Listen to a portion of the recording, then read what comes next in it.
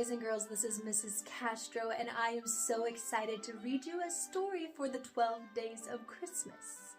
Here is the story I have selected for today. It's called Mooseltoe, and it was written by Marjorie Palatini and illustrated by Henry Cole. I wonder if you could guess what this book might be about just by looking at the cover. I know there's a little shininess there. There we go. And let's see, here we go. We've got our first page here, Mooseltoe again with some other nice artwork. For Francie, who is always perfectly perfect. Now pay attention to those words. We're going to say those as we read the story. To Catherine, who makes every day feel like Christmas, with love, and here we go. 'Twas the season, and Moose was merry.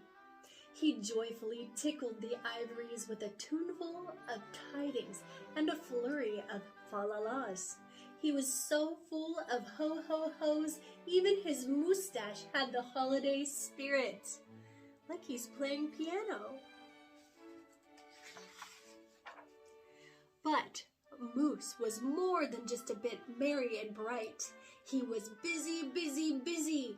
There was a lot to be done on his list of to-dos. But with orderly organization, a bit of regimentation, lots of imagination, and just plain old Moose know-how, getting ready for the big day should have been simple, easy, yes, in all probability, just, here's that phrase here, perfectly perfect.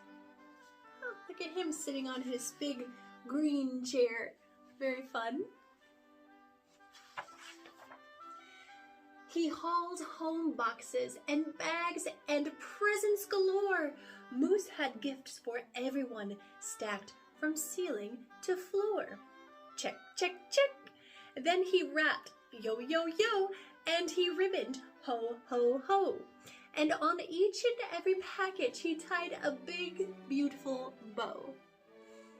Check and double check. So far, so simple, so easy, so, say it with me, perfectly perfect. Another look at the list, and Moose headed for the kitchen. He pulled out the pots, pans, and bowls, sifted through stacks and racks of cookbooks. He whisked with his left, spooned with his right. Moose baked tons of tiny cookies, check. Dozens of cakes, breads, and sweets, check, check, check. He made jellies, sticky jams. Moose roasted a goose and some chestnuts. He toasted marshmallows and yams, check, check, check, triple check. Yes, yes, so simple, so easy, but of course, so perfectly perfect. Decorations were up next on his list of things to do and get done. So Moose decked the halls, then spruced up the walls. He beaded, bowed, and mooseltoed. He gathered garlands, roped wreaths, and holly. Jingled bells, sang Noels. Oh, good golly, this Moose was jolly. Check, check, check, check, check, check, check. Hey, how many checks did you see there? Did you say 7? That's what I saw too. On that night before Christmas, Mother, little Sissy, Bucky, and Junior looked all through the house. What a job Moose had done! Everything looked bountiful, festive, quite fine indeed. There was just one minor problem, if you will. Oh dear, sighed the missus, as the 5 stared at one empty corner. Oh my, oh me, oh gee! Pop, what happened? Cried Junior. What happened? You forgot the tree. Oh no! Moose first hoofed it down to the corner.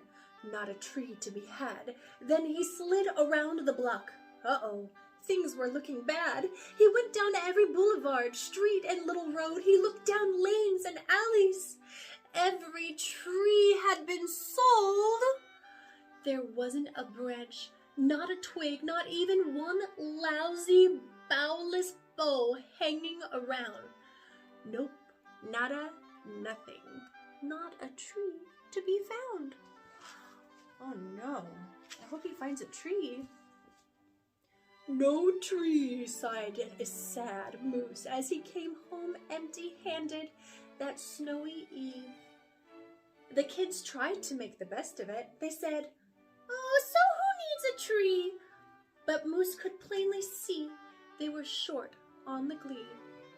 He knew he had to do something, and that's just what he did. In the empty corner, he stood and spread his arms out very wide. Then he smiled at his children, and he winked at his bride. Can you wink? "Kids," he declared, "fetch your forgetful pop some of that tried and true family glop." Do you see this little sign here? It's so sad. "Dear Santa, we don't have a tree, but leave a present here." Oh. So back came the kids carrying a big pot of glue. And without a word to one another, they knew just what to do. They each took a part, grabbing strands, taking hold, then carefully, oh so carefully, they glopped. And they plopped, and they pasted, and they pressed. They curled and twirled every which way a follicle could fathom, until Moose's magnificent moustache was indeed even more of a marvel to see. What are they up to? Moose was just a few needles shy of being an evergreen tree. They strung Moose with lights from his head to his toes and draped him with tinsel beginning right with his nose. They hung balls that were shiny and bells that twinkled, candy canes, berries, and plums, sugar sprinkled.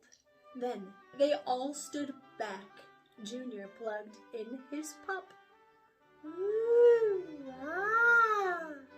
Yes, Moose truly was one incredible sight. He was glorious and glowing, and boy, oh boy, was he ever bright. Oh, that's so fun. Then Junior placed the star on top of Moose's head. He gave him a kiss and a pat, and they all headed off to bed. Except Moose, of course. He stayed in the corner instead, still twinkling and blinking, and waiting for Santa.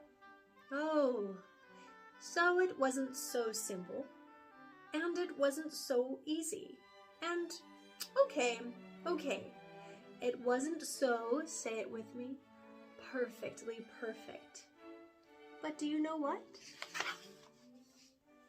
It was pretty close. And that is our Christmas story for today. I had such a great time reading with you, and I hope you guys enjoy the rest of the 12 days of Christmas. Merry Christmas!